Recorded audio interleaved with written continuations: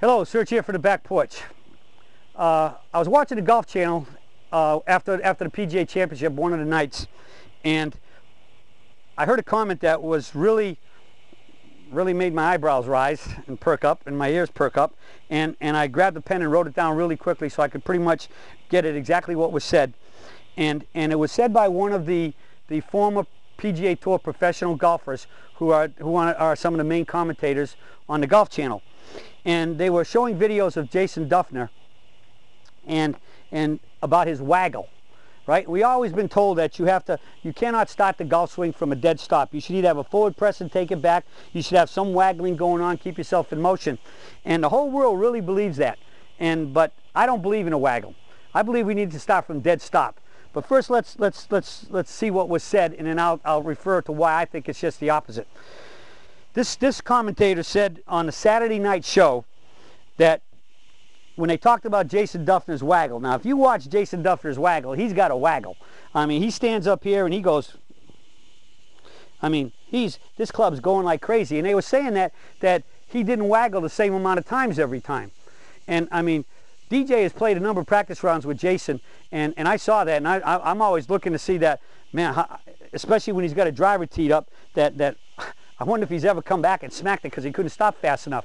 But what he does is he waggles. He doesn't waggle at the ball. He doesn't waggle here even with the ball. He waggles above the ball.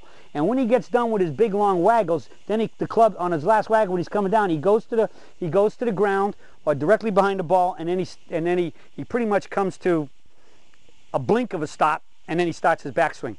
But he doesn't waggle at the ball because I would think there's a good chance he could whack it, because his waggles sometimes come back this far back here. He's going back to there, and he's got really motion. So, but it obviously works for him. He's a good player. He was leading all the way to the last hole, and then and ended up tied and had to go in the playoff, which he lost the next day. But this is what the commentator said: if you are static with no waggle, you are thinking mechanics, not the swing. How does he know what I'm thinking? Why does he have to believe that it has to be mechanics? Maybe that's for him.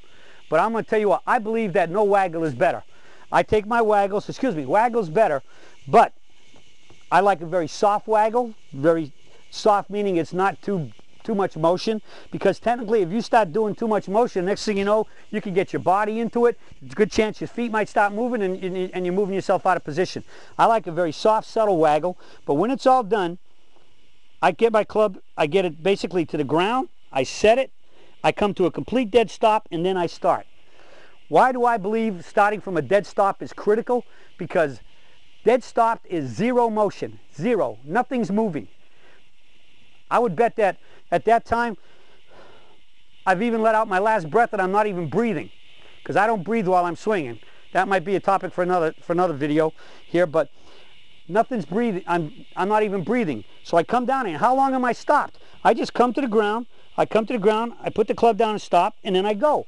So it might be there a second. That's all. But to me, the critical thing about that is once I go down, boom, I set my muscle tone. So I've had a pretty firm grip, but I finally set it where everything gets, so to speak, activated, energized. And if you want to go so far as to say kind of locked in, that I can feel the muscles, and those are that muscle tone and how they are is what I'm going to monitor through the swing to make sure that if nothing changes, then I've made a good swing. And certainly if nothing changes up here, I haven't cocked the hinge or set my wrist. So I'm just going to come down and then I go. And then I think the important thing about that is if you come to a dead stop, then that means your brain knows and can tell what muscles to move and how with every club the same way, because you had no motion. So your brain can figure out what is the best way that you can consistently move which muscles, how much, and which way. And that can't happen if you're consistently waggling until you take the club back and you don't know on which waggle or how or what happened. You're just doing it. And I think in many cases, when I've seen a lot of people waggling, some really big wagglers with a lot of waggles, they start the club. I honestly believe, and none of them could actually tell me that they know exactly when and how they started it, because in many cases, in most cases, they never did it on the same waggle. So they don't have that clue. But when you can come, do a little waggle, come into a dead stop, and then go, and it's only there for half a second or a second, at least your brain knows what's going on, and it says now and everything, and then it can move the right muscles the right way, to make the right swing. Okay, so waggling is good. Let's keep it quiet. Let's get that dead stop and then take it away so that you know that the swing starts when you want it to start. The brain tells every muscle to move, the right muscles to move the right way. And you start hitting those better shots and shooting those lower scores. Well, that's it for the Surge for today. And I guess if you can hear them, the crickets too, because boy, they're getting really loud right now. And I'll be talking to y'all again soon.